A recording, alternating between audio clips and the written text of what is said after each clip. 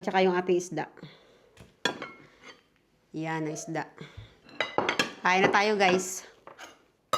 Tapos meron pa ako dito natirang pinakbet. Dahil ako lang naman kasi ang kumakain. Kaya meron pa akong tira. Madami kasi akong niluto kahapon. So, sakto dito, meron tayong isda, guys. Kaulam nito ang pinaritong isda. Kaya bumili ako ng isda para nga dito sa aking pinakbet. Dahil ang tagal na namin din nakaulam ng isda, guys. Siguro mga 3 buwan na. Kaya hindi rin ako bumibili ng isda. Mga anak ko, hindi din naulam. Pili lang yung isda na inuulam nila. Ito, para mukha siyang tilapia eh. Kaya bumili ako, guys.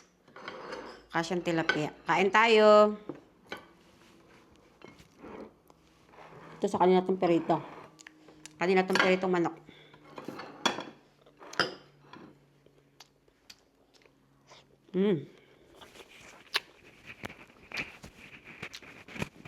Iayos ko itong aking ano.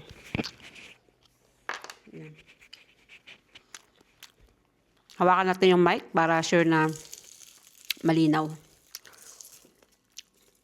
Hindi ko nga pala pinatanggal yung kaliskis ng isda, guys. Para pag niluto, hindi siya yung nasisira.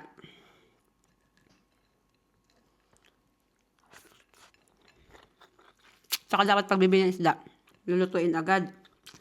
Kasi kapag pinatagal mo pa, halimbawa bukas, mag-iiba ng lasa.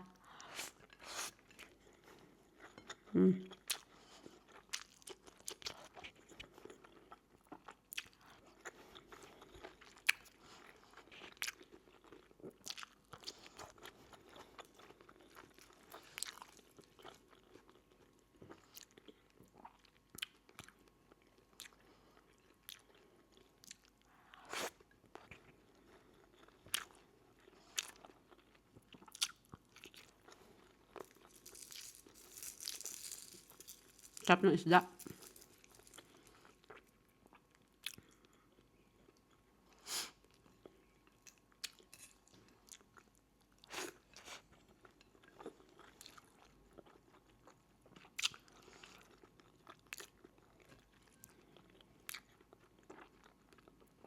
Tsaka ano, pag ganito ang ulam, talagang kamay.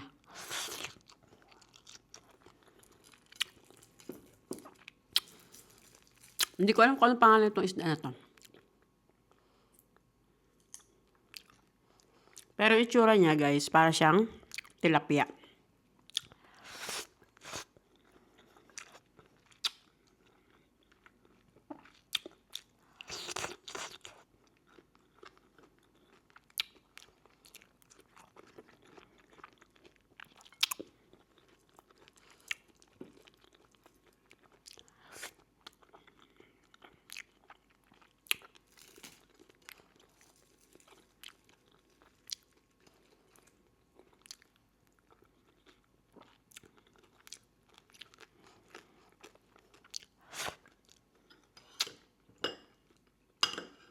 Kuha tayong gulay. Tayo, guys, is gulay is life.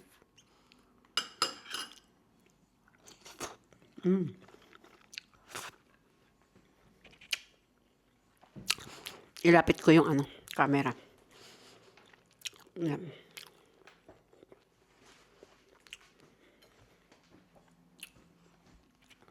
Nasunod naman yung aking. Tikman ko nga itong may balat. Kaya lang yung balat niya, guys, matigas. Tatanggalin ko yung kaliskis para yan, tikman natin.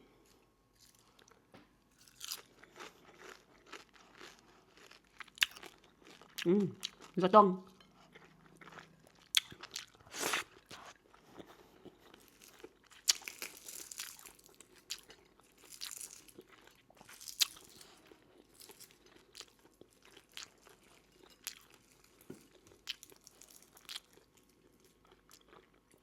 Parang siyang tilapia.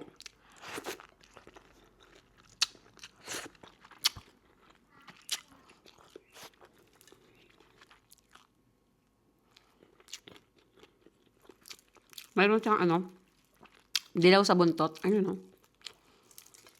Ganito. May dilaw siya sa buntot, guys. Hindi ko alam kung anong pangalan to. Isda to.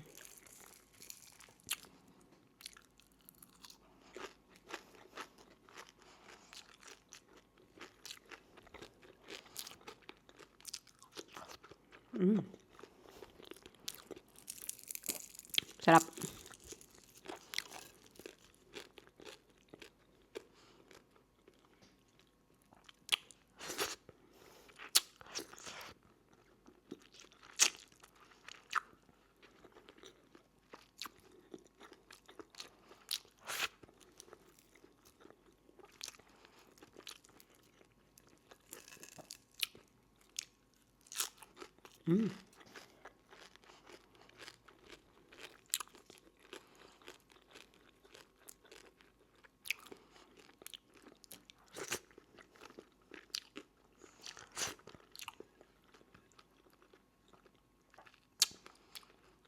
Mamaya ko kainin tong hipon.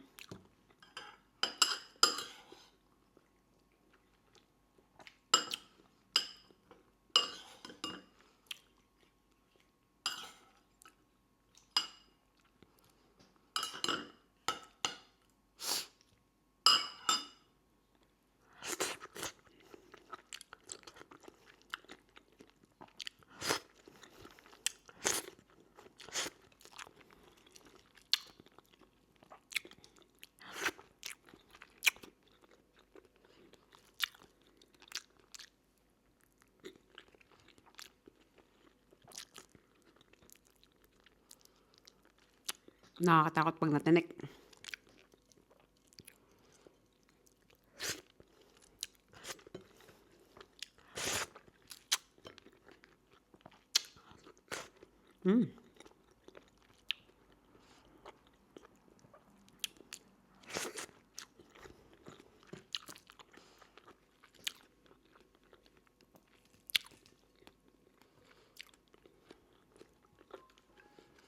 Ito guys ay ano, tanghalian ko.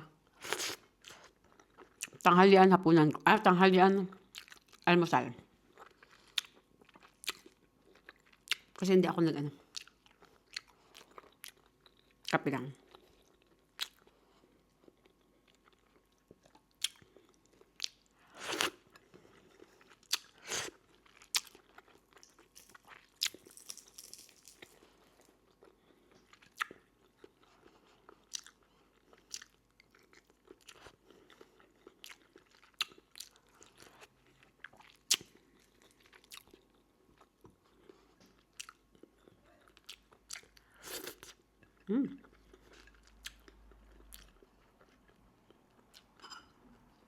Kuha pa tayong gulay. Kasi ubos na ang gulay ko. Ito guys, last bite ko.